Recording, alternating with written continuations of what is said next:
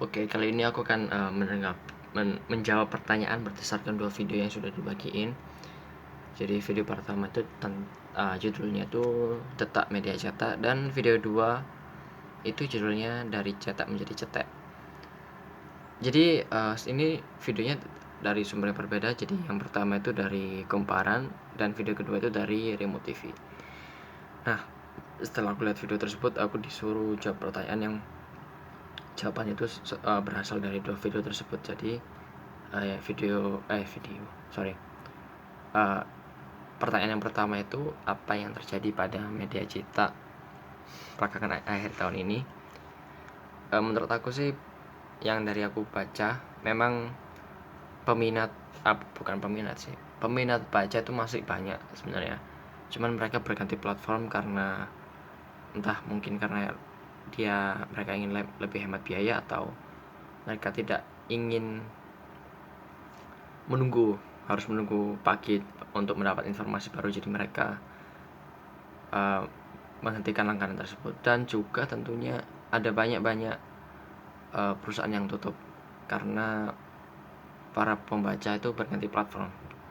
Nah, terus ini yang pertanyaan kedua, siapa saja yang terdampak dari Oke, yang terdampak tentunya itu perusahaan media cetak seperti beberapa majalah yang sempat naik pas itu, ada yang tutup dan ada yang bertahan. Terus loper koran juga merasakan dampak era digitalisasi, dan juga orang-orang yang berhubungan di percetakan mungkin bakal kena dampak karena perlahan ke digital itu tadi. Dan tentunya masyarakat dengan kebiasaan yang berubah, mereka ingin cepat dan nggak ingin nunggu lama gitu, karena didukung oleh dengan perkembangannya teknologi, dikhususkan di bidang komunikasi ya, di teknologi di bidang komunikasi dan lainnya. Terus pertanyaan ketiga itu dampak positif dan negatif bagi masyarakat. Dampak positif bagi masyarakat ini mungkin dari digitalisasi ya. Mungkin yang pertama, sebenarnya gini, digitalisasi itu tidak buruk dan tidak bagus pula. Maksudku ini tengah-tengah, tergantung orangnya cara makainya. Sebagai contoh, mungkin kita mau membaca ebook dan juga dengerin lagu hanya dengan satu perangkat di waktu yang bersamaan. Kita bisa melakukan multitasking dengan kayak lebih hemat waktu gitu karena multitasking kan. Tapi ada dampak buruknya juga. Artinya kita mudah untuk melakukan multitasking, tentunya ada godaan lain untuk kita melakukan hal yang lain.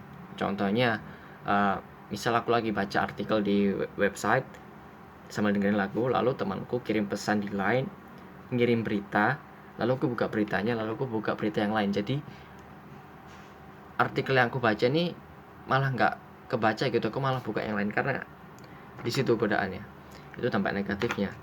Mungkin dampak positif, tentu kita bisa lebih efisiensi melakukan pekerjaan karena kita bisa melakukan multitasking tadi. Lalu kita juga bisa membuat surat kabar lebih cepat daripada yang kita melakukan hal yang konvensional. Jadi itu. Ini yang terakhir, pertanyaan terakhir, persepsi saat aku menonton video tersebut. Jadi gini, memang seiring berkembangnya zaman tuh ada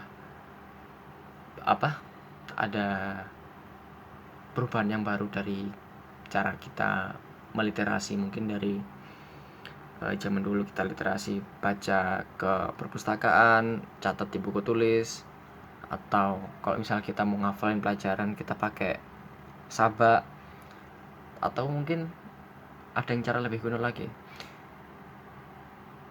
Tentunya hal yang baru ini akan mengganggu suatu hal yang sudah ditetapkan dari yang sebelumnya itu sudah ada.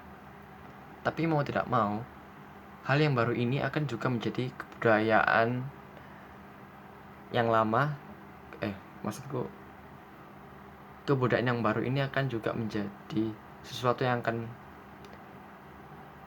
terwariskan oleh